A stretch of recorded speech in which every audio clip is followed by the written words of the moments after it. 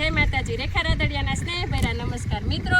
અત્યારે હું આવી છું ક્રાકસ ગામ, જે મારા પપ્પાનું ગામ છે અને ત્યાં નદી છે અને એ નદીમાં અમે બાળપણમાં ખૂબ મજા કરી છે, ખૂબ એ નદીમાં નાહ્યા છીએ। તો આવો તમને પણ એ નદી બતાવું। અમે એ નદી જોવા આવ્યા છીએ અને એ નદી મારા બાપુજી કહે છે કે શુદ્ધ ઉગમણી અમારા ગામની નદી હાલે છે। બીજી બધી નદી ઉગમણી નો હાલે, કોઈ વતરાજી કોઈ દખણાજી આડાહોળી નદી હાલતી, આ શેત્રુજી નદી કહેવાય। અને ગામના પાદર એટલે આનું થોડુંક ઓછું માનવું હોય, બાકી જેઠ મહિનો હોય ને સોમાએ બધા ખાલ પરના બધા ટ્રેક્ટરો ભરી નાવા આવે। અને કઈ આ ત્રિવેણી સંગમ કેમ કહેવાય છે આ નદી? આમાં ખારી ગાગડીઓ અને આ શેત્રુજી ત્રણ ભર્યા ને ત્રિવેણી સંગમ। અને આ નદી ને ઓલા કાંઠે પેલા બીડ હતું ને, અત્યારે આ બધું જંગલ એવું ઝાડી તમને સિંહ જોવા મળતા પેલા? અમારે પડખે થઈને યાદ આવે એને સાળો ન કરી ગયા, અમે તરી જઈએ એક બાજુ તરીને આમ ઉભા રહી એટલે પડખે જ યાદ આવે। મૂળ નહીં, પહેલી ત્રણ બીક લાગી હતી, પછી આમથી આવતો હોય ને ત્યાં આપણે રસ્તો થઈ ગયો પડે, એક બાજુ તરી જાવ ને એટલે પડખે જ યાદ આવે। એકાની ને અમે ત્રણ જણા મારા હારે હામાં મળેલા છે। તો તમે વાંકું ન વળાય, તમે જો વાંકા વળો તો એ જાણે કે આપણને કાકરો મારવા કરે છે એટલે તરત તો આપણને ઈજા કરે, બાકી આપણે એમને ગદા પાડીને હલો સલો ને એમને ઊભા રહી જાવ ને પડખે જ ઈજા નથી બતાવતા। દીપડું મારે, દીપડો હોય ને તો ઈજા કરે। તો મિત્રો આવો આપણે ઈ તમને હું નદી બતાવું અને જોઈએ આપણે અહીંયા ક્રાકસ ગામની નદી અને એનો નજારો, અને મારા બાળપણની જૂની યાદો પણ તાજી થશે અને મને પણ ખૂબ જ ખુશી થશે। આ નદી તમને કેવી લાગે છે તે કમેન્ટમાં જણાવજો, અને જો ક્રાકસની આજુબાજુમાં રહેતા હોય તો અવશ્ય એકવાર અહીંયા આવજો। અને આપણા નદીનું કયા ભગવાનની જાન અહીંથી નીકળી હતી બાપુ? દાદા ભગવાનની, ગઢડાથી દાદા ભગવાનની જાન અહીં નીકળી હતી ને અહીંયા ગઢિયાવા આપણા ગામના ગઢિયાવા શેરડી ખવારી હતી ગાડીઓ બધાને। હા બધાને એ અહીંયા સ્વામિનારાયણ આપણે સેવડી થતી ગામમાં? હા શેવડી વાળ વાવતા જ ને પેલા બહુ વાવતા, હવે નથી વાવતા, માણસની ચાણે બધું કામમાં ઘટે એટલે પાણીની તાણી થઈ ગઈ છે ને? હા પાણીની ચાણે, તેથી તળ માથે હતા। અને એ હજી અહીંયા આપણે મંદિર છે ને દાદા આપણે સ્વામિનારાયણનું, એની માલપા ગઢિયા શેરડી ખવારવા ગયા હતા ને, એ ગઢિયાઓના બધાના ફોટા હોય છે હાલમાં મંદિરની અંદર દાદા ભગવાનના શેરડી ખવારવા ત્રાણ ને બધું દેખાય એમાં મંદિરમાં ફોટા છે। તો ચાલો આપણે જોઈએ હવે નદી। જો મિત્રો આ છે ત્રિવેણી સંગમ, મેં કીધું ને અમે તમને આજે બતાવીએ ત્રિવેણી સંગમ, અમારા ક્રાકસ ગામની નદી। અમારે અહીંયા ગાગડીઓ, ખારી અને શેત્રુંજી આ ત્રણેય અહીંયા ભેગા થાય છે। અને અમારા ગામની નદીની એ એક ખાસિયત છે કે અમારી આ નદી છે ને એ ઉગમણી હાલે છે। એકે નદી આવી રીતે ઉગમણી નો હાલે, બધી ઓતરાદી અને આડી હાલે।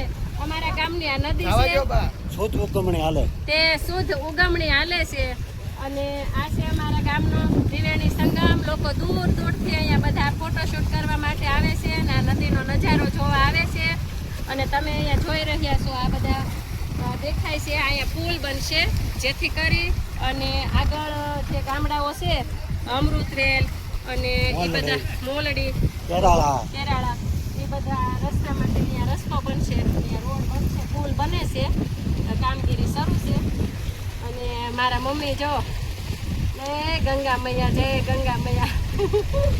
અને મિત્રો આ છે ને જો આ વસ્તુ આપણને હવે જોવા નથી મળતી, આ મોજ કહેવાય ને બાપુજી, હે મોજ છે ને? જો પેલા આ હે કેવી મસ્ત સુગંધ આવે છે મિત્રો। આ છે ને જો અહીંયા તમને દેખાય છે, જો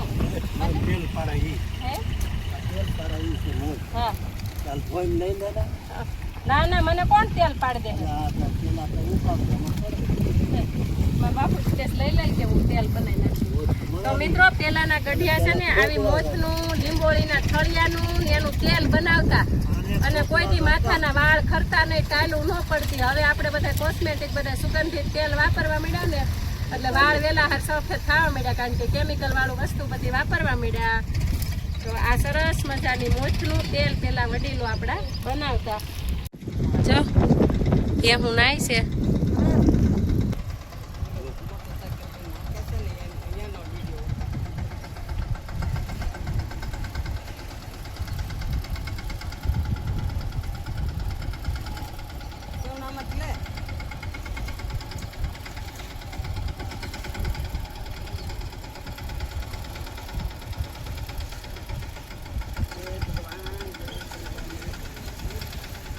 એ થોડી મોટરસાઇકલ લઈને ત્યાં રાખશે.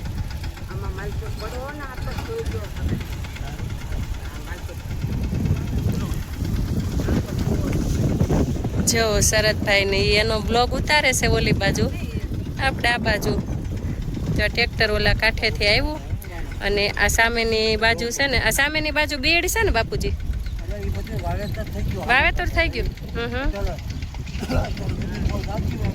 જો ભેંસું એ સરસ નાઈ કરી, જો મસ્ત કાળી ભમર જેવી થાય ને ઘરે જાય છે. હવે જો બાએ સરસ હાથ પગ ધોઈ લીધા અને હવે જો મારા બાપુજી નદીમાં હાથ પગ ધોવે છે ને ભાઈ. મસ્ત મજાનો નજારો. સરસ અસલી નદી તો આમ હાલી જાય છે, આમ જો દીકા.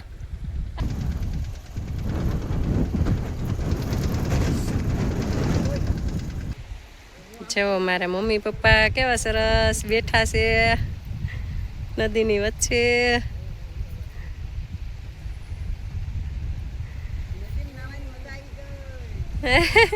મસ્ત મજાની નદી છે જો અમારા ગામની.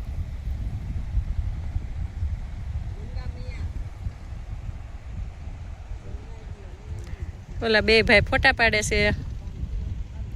ઘણા વર્ષો પછી અહીંયા આવી, ખૂબ જ આનંદ થયો. જૂની યાદો બધી છે ને તાજી થાય. અમે ખૂબ જ અહીંયા બધા આવતા અને ખૂબ જ આ નદીમાં અમે બધા જો નાતા. અમારા ગુનો છે, અહીંયા અમે તુબાકા મારતા અને મોળાકત હોય ત્યારે પણ અમે કુબલું લઈ અને અહીંયા પૂજવા આવતા અને પછી અહીંયા નદીમાં નાતા. બહુ જ એન્જોય કરીએ છીએ અમે આ નદીમાં. કપડાં ધોવા અમે આવતા. જો અહીંયા આવા પથ્થર હોય ને, આ પથ્થર ઉપર આવા નાના નાના પથ્થર હોય ને, પથ્થર ઉપર અમે ખૂબ કપડાં ધોયા છે. અને આ નદી છે ને એ આ બાજુ હતી અને ઓલી સાઈડ થોડોક વેકરો હતો, એટલે અમે બધા કપડાં ધોઈ ને વેકરામાં કપડાં સૂકવતા, હારે જમવાનું લેતા આવતા, પછી અહીંયા જમતા અને ખૂબ જ આનંદ કરતા. મસ્ત મજાની અમારી નદી તમને બતાવી. ત્રિવેણી સંગમ અમારા ગામનું પ્રાકશ ગામ, ત્રિવેણી સંગમ. અને આપણે અત્યારે ઊભા છે ત્રિવેણી સંગમમાં. મારી બાળપણની યાદ બહુ નાયા છે આમાં. મસ્ત મજાની ભાઈ નદી, અમને તો બહુ મજા આવી. ઘરે જવાનું મન નથી થતું. સરસ મજાનો અહીંયા પુલ બને છે, એ મેં તમને બતાવ્યો. બધા આપણે ત્યાં જવું નથી. મારા બાપુજી ખીચાય છે કે આ ભેખડો પડે અહીંયા છે ને, એ કે 3-4 માથોડા પાણી હજી ભર્યું છે.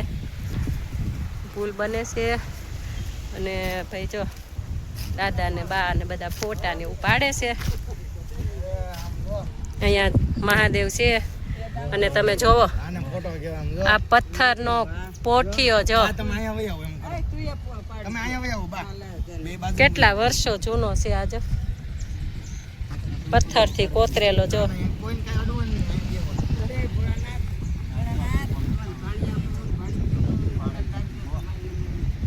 મારું નામ ન આવ્યું બા.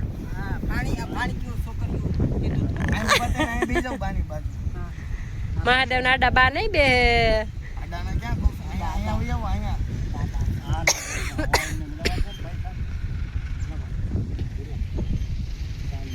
હાલો શું કરે છે આપણે સાંભળીએ. એવું છે ઠેક. હા વાત કરો વાતો.